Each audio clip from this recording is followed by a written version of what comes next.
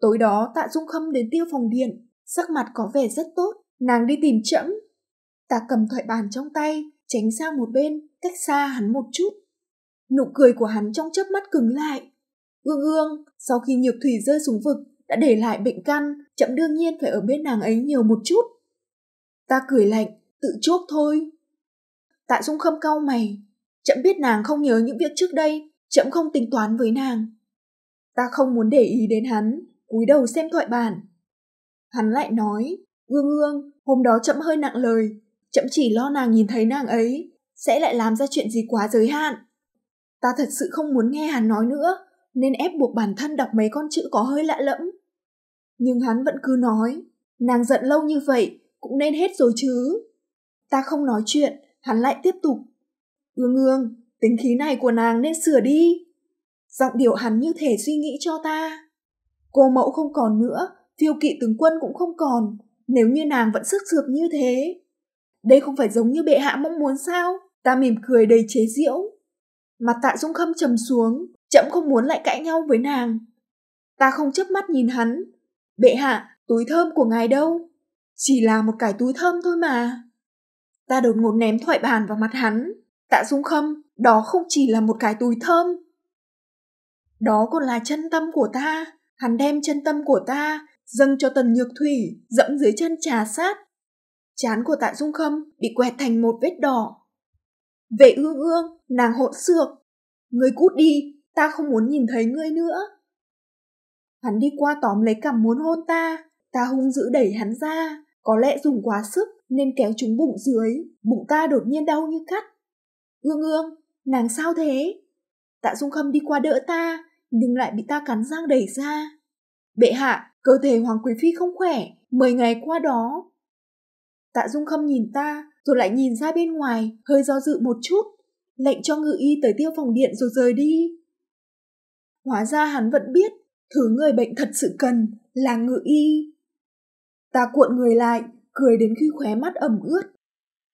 Kiếp trước khi bạn học hỏi ta sẽ thích một nam nhân như thế nào, ta đã xoay bút, chắc như đinh đóng cột. Ta sẽ thích một người thông minh. Ta vẫn luôn cho rằng Tạ Dung Khâm rất thông minh, dù sao hắn cũng đã là hoàng đế. Nhưng sự thật chứng minh hắn một chút cũng không thông minh.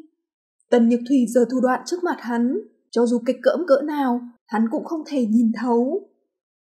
Ta đã nói với hắn rất nhiều lần, ta không đẩy Tần Nhược Thủy, là nàng ta tự nhảy xuống.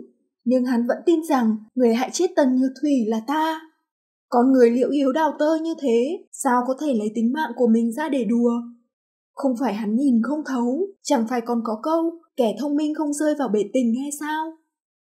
Hắn không yêu ta, cho nên ở trước mặt ta, hắn sẽ luôn sáng suốt. Hắn yêu Tần Nhược Thủy, vậy nên đầu óc sẽ như si như cuồng. Ta đuổi ngự y đi, ta đã không còn muốn hỏi, có phải hắn là người đã hạ cổ hay không? Phải thì thế nào, không phải thì thế nào, ta đã không còn muốn nhìn thấy hắn nữa. Không muốn nhìn thấy hắn, cũng không muốn nhìn thấy Tần Nhược Thủy. Nhưng ta càng không muốn nhìn thấy hắn càng đến tìm ta. Hắn muốn ta làm trà sữa, muốn ta chơi bài với hắn. Ta đã từng rất vui vẻ khi làm những chuyện đó, nhưng giờ đây, tất cả ta đều không muốn làm nữa. Vậy chậm vẽ cho nàng một bức tranh nhé, gần đây thái độ hắn đối với ta đặc biệt tốt.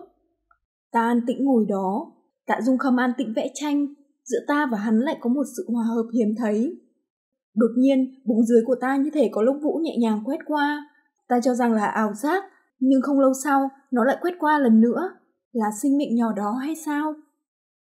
Một cảm giác chua xót dâng lên đáy mắt, nước mắt ta tự nhiên rơi xuống. Ương Ương, sao vậy? Tạ Dung Khâm quỳ xổm trước mặt ta, dùng ngón tay lau nước mắt cho ta. Tạ Dung Khâm, ta nghẹn ngào. Bỗng nhiên muốn nói cho hắn biết rằng giữa chúng ta đã có một đứa con. Nó đã được 4 tháng rồi, nhưng ta chẳng còn sống được bao lâu nữa, và con của ta cũng vậy. Nội thị canh giữ ngoài điện đi vào. Bệ hạ, nương nương nôn ngén nghiêm trọng, bữa tối hôm nay cũng chưa ăn, chỉ mong ngóng ngài qua đó. Nước mắt của ta lặng thinh. Ương Ương, muộn một chút chậm lại đến. Hắn để lại bức tranh vẫn còn dang dở, vội vàng đi mất. Ta cảm thấy bản thân mình có chút buồn cười. Thảo nào gần đây hắn cứ luôn chạy qua bên này. Hóa ra hắn sợ ta nghe được tin tức, tìm cách hại mẹ con Tần Nhược Thủy. Chẳng trách mấy ngày nay tâm tình hắn tốt như thế, thì ra là trong cung có hỉ. May mà những lời đó ta vẫn chưa kịp nói. Tần Nhược Thủy có thai, vậy trong bụng ta hắn xem là cái gì đây? Nếu hắn biết được, sợ rằng chỉ cảm thấy đen đủi. Ta dặn Tiểu Đào thu dọn một chút, ta muốn tới Quảng Nguyệt Cung bên ngoài tránh nóng. Ta cảm thấy mình béo lên không ít, gần đây ta đều ăn no ngủ kỹ, ăn không nổi thì cũng ráng nhét thêm một bát. Tạ Dung Khâm đến vào lúc nửa đêm, đại khái khoảng gần giờ tí. Khi đó ta ngủ rất sâu, nhưng vẫn bị một mùi son phấn, không thuộc về mình làm cho tỉnh giấc.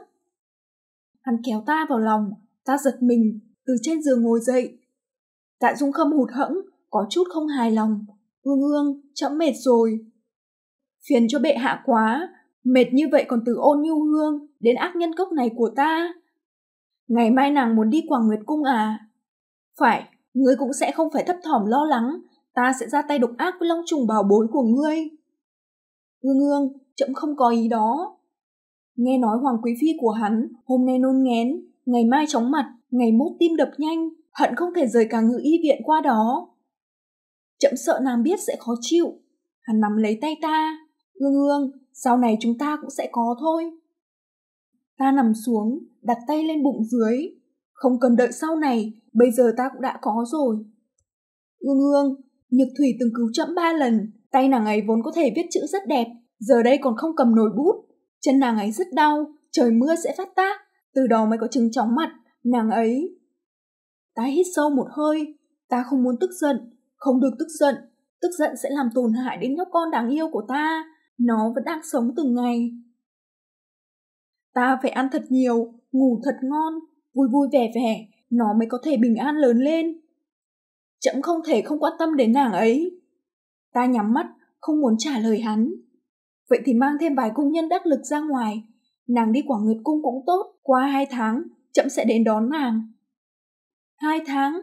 Ngươi đi đón ta hay là đón tro cốt của ta?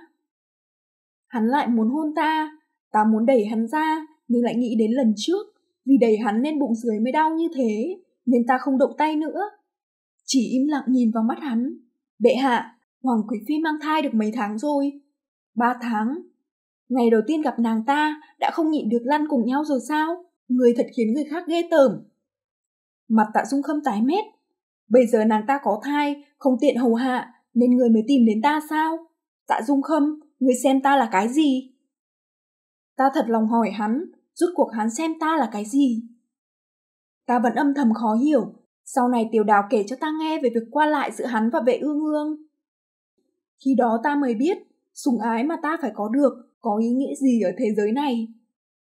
Ta từng nói với hắn, Tạ Dung Khâm, ngươi yên tâm, nếu như ta không gả cho ngươi, thì cũng sẽ không gả cho huynh đệ nào của ngươi. Ngươi muốn làm hoàng đế, ta sẽ giúp ngươi, dù ngươi không cưới ta cũng sẽ không vứt bỏ ngươi. Đêm tân hôn đó, ta vẫn còn hỏi hắn, Tạ Dung Khâm, ngươi thật sự muốn kết phu thê với ta sao? Chúng ta có thể giả làm phu thê, đợi ngươi ngồi ổn định trên ngai vàng, liền thả ta xuất cung. Hắn nghiến răng ấn ta lên giường, hắn không nói thích nữa, nhưng mỗi một ánh mắt, mỗi một động tác của hắn đều biểu lộ hắn thích, hoặc là thích của hắn có sự so sánh. Khi Tần Nhược Thủy không ở đây, hắn thích ta như một món đồ chơi mới lạ. Tần Nhược Thủy trở về, ta liền biến thành đồ chơi bị hắn tiện tay tặng cho kẻ khác. Cuối cùng Tạ Dung Khâm cũng không trả lời câu hỏi của ta, xa sầm mặt bỏ đi. Mẫu thân của ta không còn, đệ đệ cũng đã chết, Vệ gia lung lay sắp đổ, hắn vẫn giữ lại hậu vị của ta. Hắn chẳng qua chỉ sủng hạnh một quý phi mà thôi, còn là quý phi từng cứu mạng hắn, vậy mà ta lại quát mắt coi khinh, ngang ngược biết bao, hống hách biết bao. Ta đưa Tiểu Đào và vài cung nhân của Tiêu Phòng Điện đến Quảng Nguyệt Cung. Tiểu Đào sợ ta nhàm chán, ôm 2 con thỏ tới để dỗ dành ta. Thỏ trắng mềm mại, rất đáng yêu. Nhưng ta chợt nhớ đến, trước đây không biết đã đọc được ở đâu, thai phụ tốt nhất không nên tiếp xúc quá nhiều với động vật.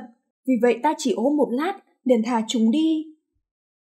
Mỗi ngày ta đều ngủ rất nhiều giấc, ăn rất nhiều cơm. Nếu như con ta khẽ cử động một chút, ta đều vui tới mức ngân nga ca hát.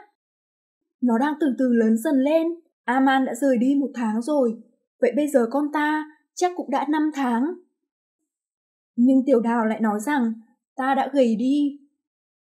Nương nương, rõ ràng mỗi ngày khẩu vị của người tốt như vậy, sao trông sắc mặt vẫn kém như thế chứ? Thật ra khẩu vị của ta không được tốt cho lắm. Ta sớm đã mất vị giác, cơm ta ăn cũng chỉ như nuốt rơm nuốt dạ. Lúc ta ngủ cũng thường tỉnh dậy vì đau, mỗi khi đêm đến lại đau như cắt. Nhưng ta vẫn muốn ăn nhiều một chút, ngủ nhiều một chút, vì trong ta vẫn còn một sinh mệnh đang dần dần lớn lên. Hôm nay ta không cẩn thận bị châm quẹt vào tay, cắt thành một vết thương nhỏ, máu chảy ra đen xì. Ta không thể không thừa nhận thế giới này thật sự có thứ đồ quỷ dị như cổ. Aman cuối cùng cũng quay trở về, gương mặt đầy gió sương, chắc hẳn nàng đã lên đường cả đêm. Khi nhìn thấy đôi mắt đỏ hoe của nàng ấy, ta đã biết được kết quả. Nàng quỳ rạp trên mặt đất, tựa lên đầu gối của ta.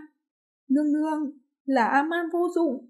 Nàng lại khóc. Aman là người rất cứng cỏi, không thường khóc thế này, nhưng bây giờ nàng ấy cứ nhìn thấy ta thì lại khóc.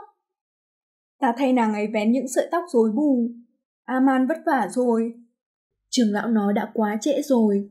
Cổ đã được hạ từ trước khi nương nương đến tuổi cập kê. Nó đã sớm ăn sâu vào trong cốt tủy.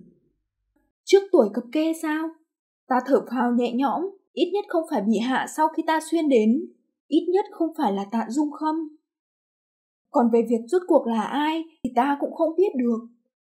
Suy cho cùng, ai cũng muốn cưới Vệ Ương Ương để làm hoàng đế, nhưng không một ai muốn Vệ Ương Ương sinh hạ trưởng tử. Ta ngập ngừng mở lời, hài tử thì sao? Hài tử cũng không có cách sao? Trong mắt ta tràn ngập kỳ vọng, nhưng Aman lại khóc. Ta có chút không kiềm chế được bản thân. Nó vẫn đang sống mà. Ta vô thức chụp lấy tay Aman. Nó vẫn đang sống. Nó vẫn đang lớn lên. Ngày nào nó cũng đạp vào bụng ta. Aman, còn cách nào khác không? Không cần quá lâu đâu. Để ta sống thêm 5 tháng. Hoặc là 4 tháng. 3 tháng. Hay là 3 tháng. 3 tháng cũng được. Chỉ 3 tháng thôi. 3 tháng ta sẽ thúc sinh nó ra. Hay là thế này, dùng mạng của ta đổi mạng của nó. Ồ, nhưng đến mạng ta cũng chẳng còn nữa rồi. Vậy có thể dùng kiếp sau không? Kiếp sau nữa. Dùng kiếp sau của ta, đổi lấy mạng sống cho nó có được hay không? Ta đã không ngồi nổi nữa, cơ thể ta theo giường nhỏ trượt xuống, ngồi bệt trên đất, khóc không thành tiếng. Aman, ta không nỡ để nó chết, ta muốn cứu nó. Aman, nó rất ngoan, nghĩ cách đi được không? Aman ôm lấy ta. Xin lỗi, là Aman vô dụng, Aman vô dụng. Sau đó, ta cũng không nhớ mình đã trải qua đêm này như thế nào. Ta chỉ biết chút hy vọng nhỏ bé của ta cũng đã tan vỡ rồi.